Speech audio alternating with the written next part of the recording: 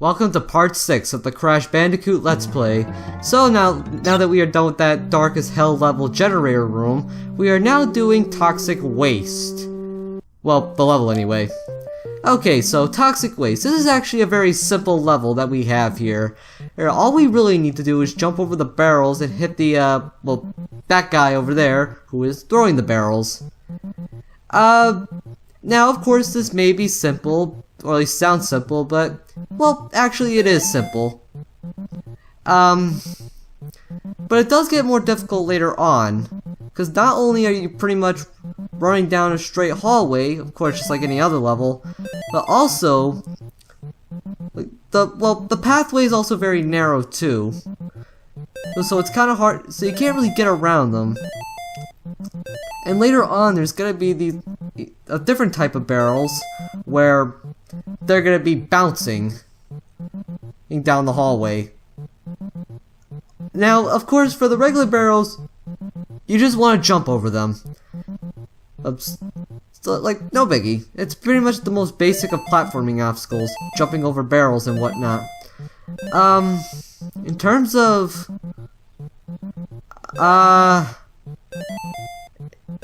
In terms of, like, shit. Damn it.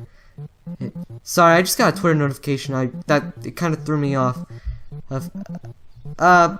Anyway, so here's actually the jumping barrels right now.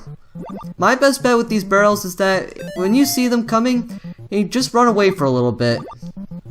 And you should be just run away for a little bit until you see a good opportunity to pass right under them.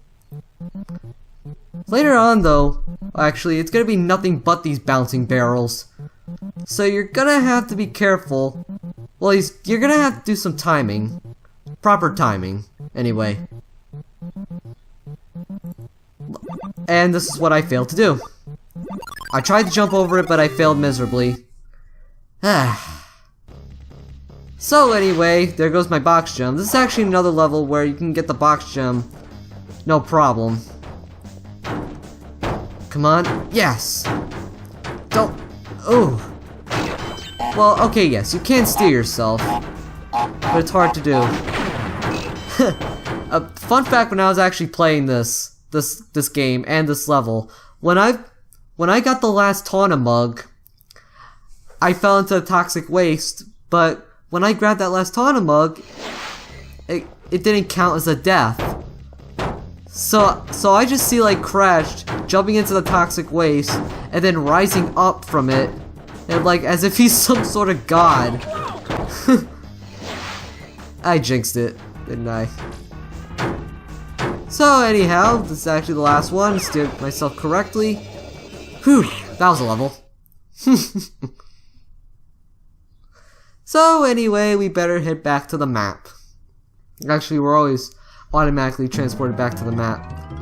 So now that we are now on the 4th boss of the game, Pinstrip, or Pinstrip, who I think is a Potaru. Yeah, Potaru Pinstrip, or Pinstrip Potaru. Oh, that's an ugly looking picture, I'll say right off the bat. I mean, it could be because of the PlayStation 1's limitations, but it's supposed to look like Cortex is holding like a fist. But it looks like he's just tugging his lip. His bottom lip. Sorry, I wanted to get that out of the way. So Pinstripe is actually pretty basic. He'll shoot, then he'll move to a different location, then he'll shoot again. And your best moment to attack is when he starts to move from a different position. And that's your chance to spin him. To dodge the bullets, you just have to hide behind these chairs. And don't worry, you don't have to press a button or anything. And Crash automatically hides under the cover.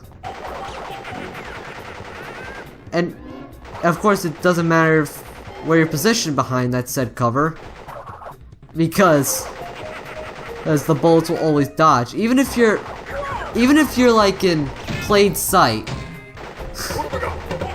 Or at least you're hiding in plain sight, the bullets will still dodge.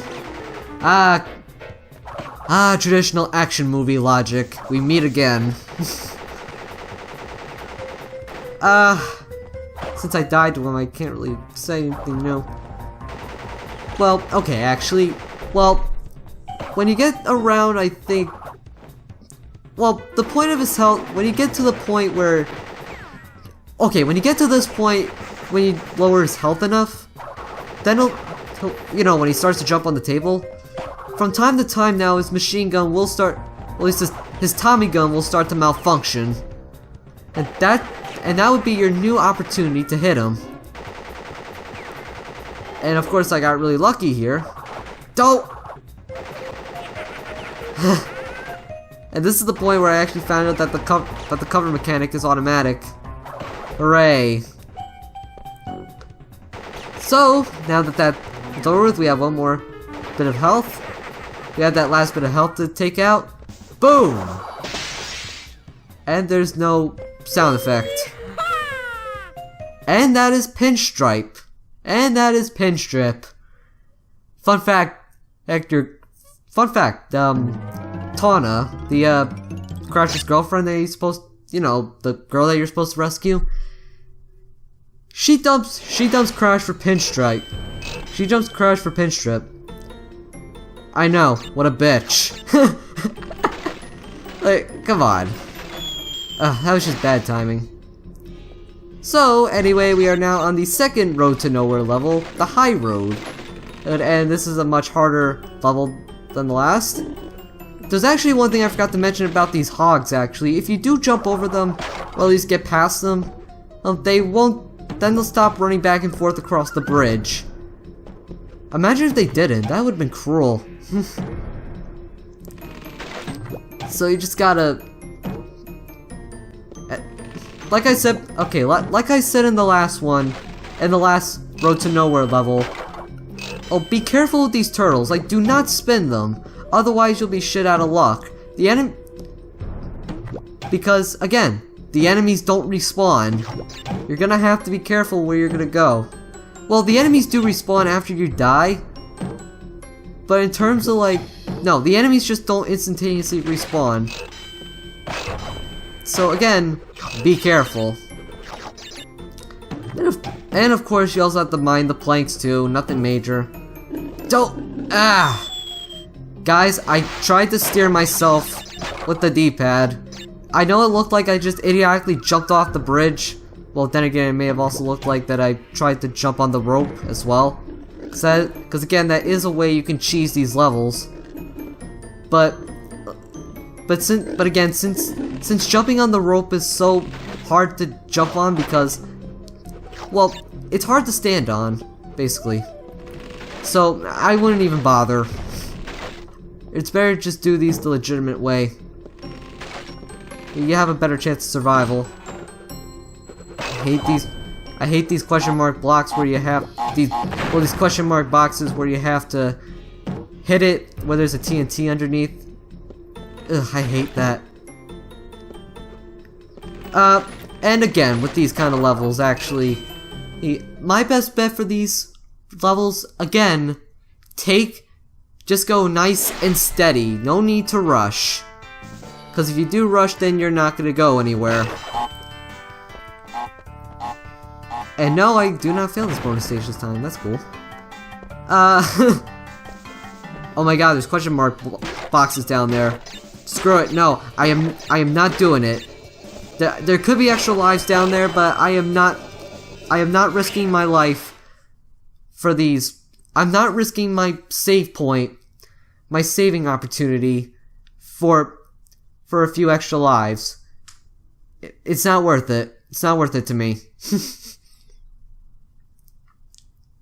Yeah, I'd rather save than get a few extra free mans. Well, granted, I get 2 extra lives anyway.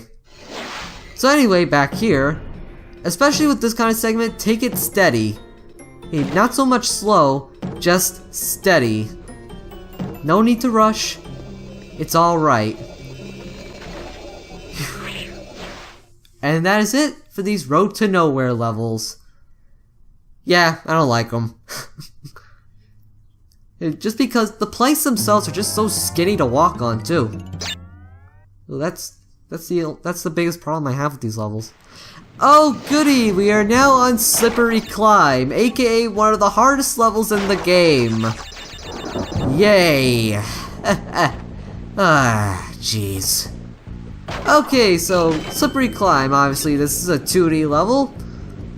Well, but there's a bunch of moving platforms, spikes protruding out of the castle walls, these hands that are coming out, well, these prison windows. Well, to be fair, the hands are easy to hit and kill. Ah. Yeah, there's a lot of moving platforms that are going in and out of the wall itself. There's these moving platforms that are going horizontal, and there's also the rotating platforms. Jesus. Yeah, this is one of the hardest levels of the game. I remember when I first played this game, I died a lot. All you need to do is that patience is a virtue at this level. Just be careful. Just be careful. Patience is key.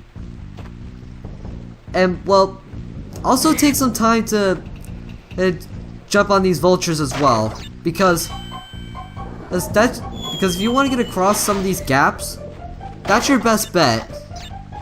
And so just don't even move forward. Just try to position yourself on the vulture itself, and you should be able to make it to the platform. In terms of other obstacles, actually, you also have these stairs that are, well, opening and closing. And you obviously want to jump on the stairs that are open, otherwise Crash will just slide off. Ugh. Yeah. I'm not going after those 2 boxes this time. No way. Although I'm probably gonna regret that later. So, also and this is where, well, actually I don't think this is where the level gets too hard, actually. Oh, here's another fun fact about Crash Bandicoot. In terms of level tropes, actually, there is actually an unused level that has this trope. Well, the level name is called Stormy Ascent.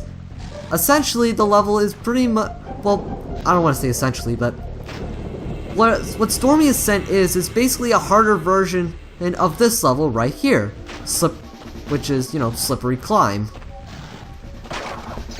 However, the reason why Naughty Dog removed the level is because, well, the level was just too hard. And I think one of the guys at Naughty Dog even said that this was probably one of his favorite levels to ever be designed. Well, that he ever designed. So the fact that so I guess for his sake, it was pretty much a shame that the level was taken out. They didn't really have any time. I mean, Naughty Dog would put the level in. They just didn't have any time to make it easier. And also, fun fact, actually, this would be home to the second Cortex round. But since the level was cut, it was moved to another level. So, at least that's there. Duh! Ugh. That's how I get so nervous, especially around this part of the stage. If I miss a platform, I'm afraid I'm gonna hit those... Ugh! Yeah, I'm afraid I'm gonna hit those spikes. Which will cost me a life. And that is it. That is it for this vertical part, because now we got one more horizontal part. Ugh. And in terms of, well, actually, you also have these scientists that throw chemicals at you, but when he's not throwing the chemicals, or when he's preparing to throw the chemicals and whatnot, well, basically, just time it right, and you should be able to get past the chemical explosion, and that he's basically throwing at you. And you should be able to kill in one simple spin. So, we got more platforming, jump, booyah. Alright. I remember when I first played this game, I died here a lot too. And if you died a lot here on your first playthrough as well, no shame. No shame. Again, Crash Bandicoot is also one of the first Crash is also one of the hardest levels in the game. Well, what am I saying? The Crash Bandicoot 1 is one of the harder games in the series. That's probably because it is the first game in the series, after all. Well, so it doesn't have the things that made Crash 2 or Crash 3 great. Alright. I go for these 2 boxes. Don't! Oh, jeez, it's a good thing I had that Aku Aku mask. Holy crap. I was lucky. And we're at the end of the stage, too. Hey, look! Extra lives! It's like they expected you. It's like Naughty Dog expected you to die a lot in this stage. Anyway, let's jump on the portal, and yeah, this is the point where I realized that I didn't die a single time. So, do I get the box gem? It's like... Oh, shit! It was those other 2 boxes! It's at the very start of the level!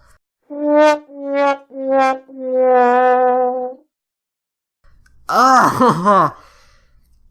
I'm not joking. That's my reaction when I first saw that. It's like, I made it to the whole level without dying. Sweet, do I get the box gem? Son of a bitch, 2 boxes? Oh!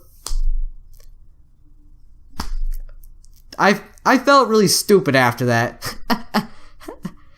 Anyway, guys, that is it for part 6. And the next time we meet in part 7, we're gonna be doing one of the darkest levels in the game. I'm GameMan5804, and I hope my screen glare doesn't dick. And I hope the screen glare doesn't dick me over.